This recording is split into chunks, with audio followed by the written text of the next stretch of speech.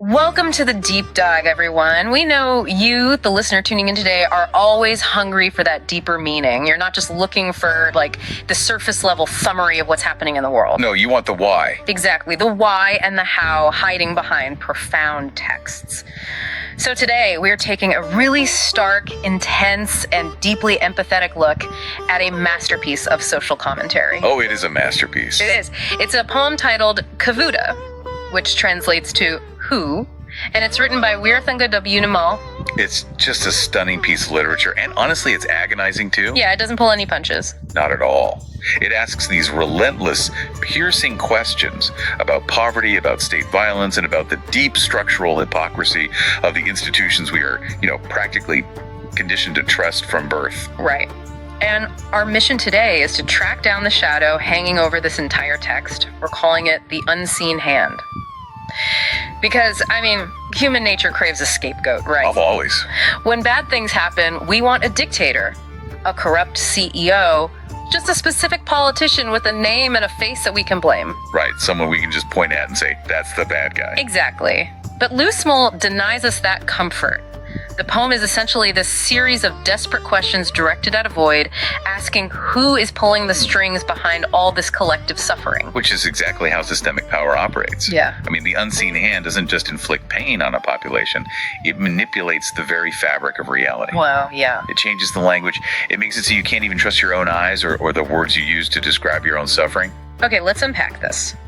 Because to truly understand this unseen hand, we first have to look at the immediate symptoms the poet describes. The symptoms, right. Right, because right out of the gate, Nimble throws us into a world where the fundamental concepts of peace and protection are just completely turned upside down. Flipped on their head. Exactly. But I have to admit, when I first read the opening lines, I was a little confused. Yeah. Yeah.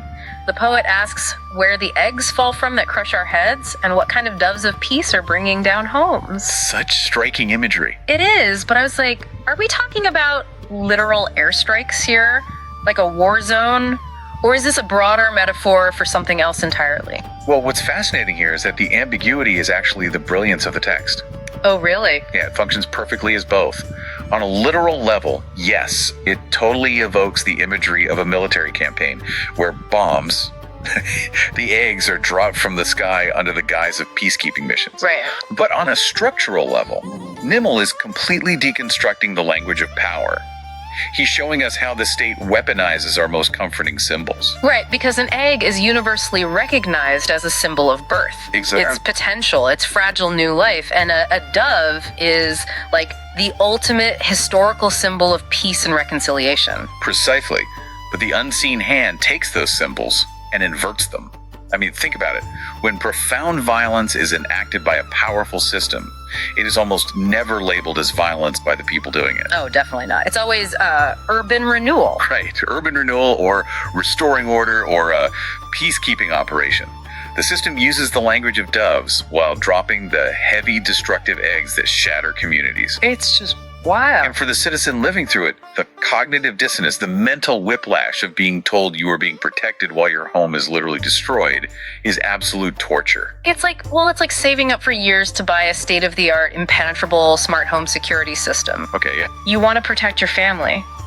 But the first night you turn it on, the system locks all the doors, traps you inside the house, and the security robots start dismantling your kitchen and stealing your furniture. Oh my gosh, yes. You're standing there, completely helpless, thinking, wait, I paid for this. This was supposed to keep the bad guys out. That is a perfect analogy. Yeah. And Nemo hits that exact nerve when he moves from the imagery of doves to the mechanics of society. Right. The poem asks if the law, the very framework meant to ensure justice and equity, is actually what's taking away happiness and love. It asks if the taxes people pay to build their society are the exact instruments creating their thirst and hunger. Which makes me wonder about the mechanism of all this. From an analytical standpoint, is the poet arguing that the system is just horribly broken and incompetent? Or is the argument that the system is working exactly as it was designed to, which is to oppress? Well, looking impartially at the text, it heavily leans toward the latter. Yet the system isn't malfunctioning. It's functioning perfectly for the unseen hand. It's a total betrayal of the social contract. That unspoken deal we all make. Exactly. We agree to follow the rules, give up some of our freedom, and pay our taxes in exchange for basic safety and infrastructure. Right. But here, you follow the rules, and instead of safety, you get hunger. You are being robbed by the very entity you are paying for protection.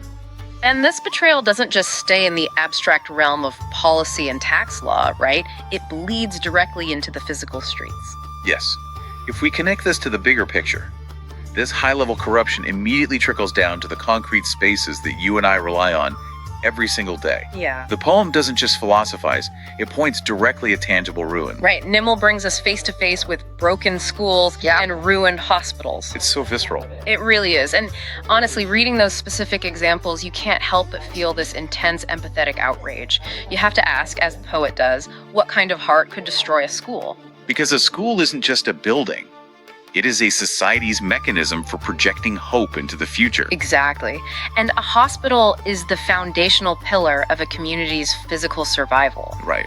When you look at a hospital and reduce it to rubble, whether through literal bombs or just, decades of malicious underfunding and neglect, you are doing something profoundly dark to a community. You are actively assassinating their future. Wow. Assassinating their future. Think about it. When you destroy the schools and the hospitals, you are ensuring that the next generation will remain uneducated, unhealthy, and entirely dependent. It's a method of control. Exactly. Yeah. If people are sick and uneducated, they don't have the energy or the tools to fight back against the unseen hand. Which brings us to the sheer exhausting survival of the working class. Right. The poem pivots to the economic reality, asking what kind of wages are wiping away the lost sweat of the laborer in the factories and on the farms. The lost sweat. Yeah, I want to pause on that phrase. Lost sweat. Sweat is such a visceral, physical manifestation of human effort. It really is. It's literally your body burning its own calories, your energy leaving your physical form to create something of value in the world. It is the ultimate currency of the working class. But under this systemic architecture, that sweat is lost. Right. And it's vital to understand how it's lost. It doesn't just evaporate. No. The value of that labor isn't returning to the worker to build their life or feed their children or secure their retirement. It is being systematically extracted. It vanishes into the bureaucracy. Exactly. Into the profit margins of the unseen hand, leaving the worker with a wage that somehow only deepens their poverty. It's like a treadmill where the faster you run, the farther behind you fall. And this extraction has a cost that goes way beyond economics. Right, and here's where it gets really interesting for me. Oh, yeah. Because Nimal doesn't stop at the economy. He introduces this haunting, almost supernatural imagery. The devil flowers. Yes, the poem asks whose work it is that devil flower petals are sprouting across the sky, the earth, and the sea. It's such a shift. It is. When I first read Devil Flowers, it felt like a shift in genre. It feels like an environmental and spiritual contamination, not just a bad fiscal policy. Well, it is a brilliant expansion of the theme.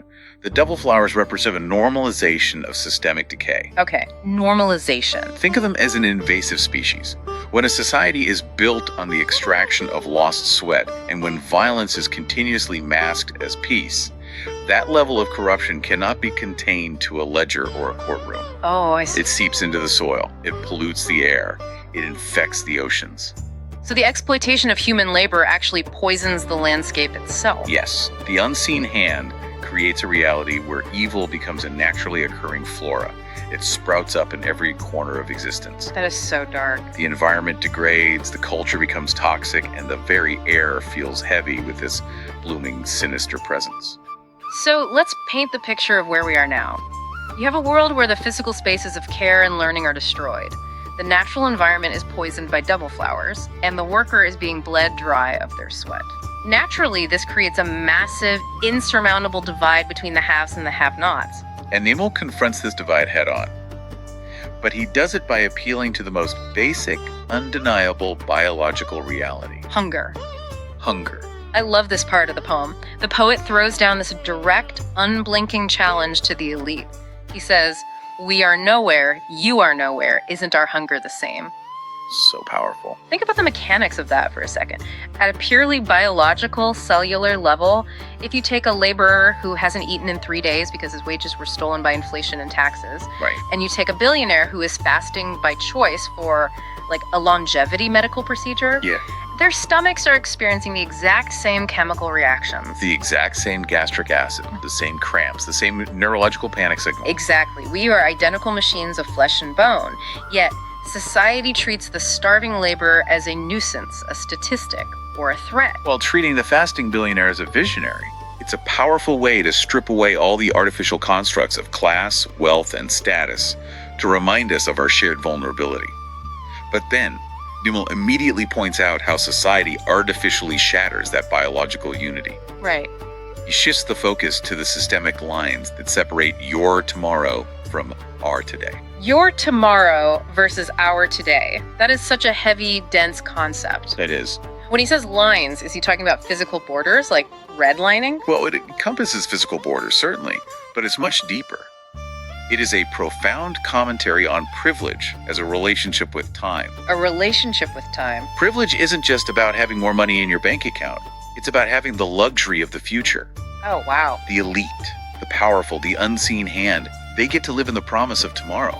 They have savings, generational wealth, investments, and security. Right. Because their baseline survival is guaranteed, Mm-hmm. they can plan, they can dream, they can innovate. While the marginalized are trapped in a perpetual broken today. I mean, if you are starving, if the eggs are falling from the sky and the double flowers are blooming, you literally cannot think about a 5-year plan. No, of course not. You are entirely consumed by the physiological stress of surviving the next 24 hours. Your cortisol is through the roof. Yes. That line the poet talks about, it's not just a boundary on a map, it's a temporal prison wall. A temporal prison wall. That is exactly it. And sensing the crushing weight of all this suffering, the poet engages in a moment of stunning vulnerability. Yeah.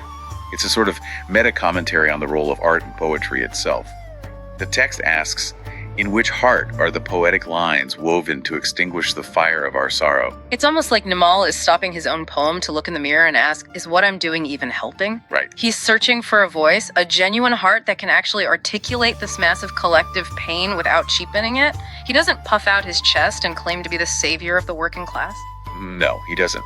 In fact, he is incredibly wary of how easily the pain of the oppressed can be romanticized or co-opted. Oh, for sure. The poem warns that even the genuine moaning sound of suffering risks fading away beneath the moonlight of love. Now, I want to clarify this for you, the listener, because moonlight of love sounds quite beautiful out of context. It does. But here, it's insidious, right? Are we talking about superficial romance? We're talking about the illusion of comfort. The moonlight of love represents the trivialities and the superficial sedations that society uses to keep us distracted. Oh, I see. It's melodrama, cheap entertainment, celebrity gossip, the endless scrolling of curated aesthetics. Right. The poet is terrified that the real, raw, bleeding cry for justice will simply be drowned out by the comforting, glowing distractions that the unseen hand provides to keep everyone docile. Man. So what does this all mean? We have a society where violence is categorized as peace, labor is legally stolen, the environment is poisoned, the poor are trapped in a literal prison of today. And true voices of dissent are drowned out by superficial noise. Right. The big question is, how does a society even get to this point? Why didn't anyone stop it? Which brings us to the poem's blistering climax. Yeah. The root cause of all this isn't just the existence of a few bad people. I mean, bad people will always exist. Sure. The true catastrophe is the total betrayal of the institutions that were explicitly built to protect us from those bad people. Right, because Nimel literally puts society's most revered pillars on the witness stand. He systematically lists their failed promises. It's devastating. It really is. First, he targets education. He asks, what arts, what skills did the universities actually teach if their graduates went on to build and maintain this specific society? It's a devastating critique. Yeah. Because if the brightest minds in the country go through the highest levels of education and they use their advanced degrees in engineering to design the bombs that crush heads, Right. or they use their degrees in economics to write the tax codes that create hunger, Yeah. then the university system hasn't uplifted society at all. Yeah. It has simply optimized cruelty. It has made oppression more efficient. Wow. And then he moves to religion. Sitting at the altar, What dharma, what righteousness or moral law was truly being taught? Such a hard question. I mean, if the spiritual leaders are preaching from their grand gold-lined pulpits while devil flowers sprout outside their doors and people starve in the pews, their religion is empty. It's worse than empty. It's complicit. It's implicit. Yeah. It's pacifying the oppressed with the promise of a better afterlife so they don't revolt in this one. And finally, he turns to the law. Pounding the wooden gavel in black robes, what kind of laws were the judges actually weighing? This raises an important question about the vast difference between legality and morality. Right. We are taught to equate the two. Exactly. But the unseen hand doesn't usually operate outside the law. It writes the law. It writes the law. It wears the black robe, it pounds the gavel, and it makes the theft of the laborer's sweat completely. 100% legal. So how does a judge justify this? Because the bureaucracy acts as a shield. The judge writes the ruling in a vacuum, entirely insulated from the starvation it causes on the ground. And that leads to the absolute pinnacle of this literary analysis. Yes. The final provocative question that Nimmo leaves ringing in the air like a struck bell. He asks, who killed the innocents, the honorable Pilate or Barabbas? It is a masterclass in metaphor. It really is. For those of you who might need a quick refresher on the historical and biblical context here, because it's crucial to understanding the poem's thesis. Super crucial. During the trial of Jesus, Pontius Pilate was the Roman governor. He was the state. He was the institutional authority. Right.